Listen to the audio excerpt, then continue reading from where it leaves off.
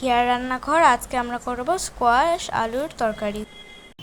এখানে দুটো স্কোয়াশ আছে, 3টা আলু আর একটা টমেটো। তো আমি এখানে ছোট ছোট করে কেটে রেখেছি। আমি এখানে অল্প তেল দিয়ে দেবো। আমি এখন হাফ চামচে 5 ফোড়ন দিয়ে দেবো।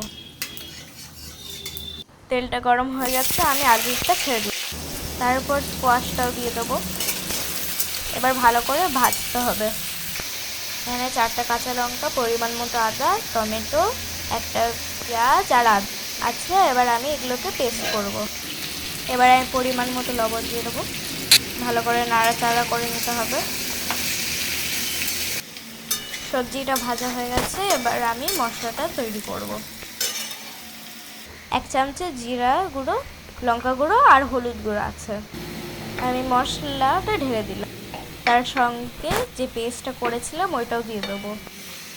মিক্সারের বাটিটাকে ধুয়ে জলটা দিয়ে দেবো। ভালো করে নেড়ে চেড়ে নেব।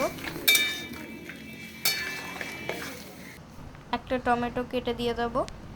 তার সঙ্গে অল্প চিনি দিয়ে দেবো। ভালো করে নেড়ে নিতে হবে।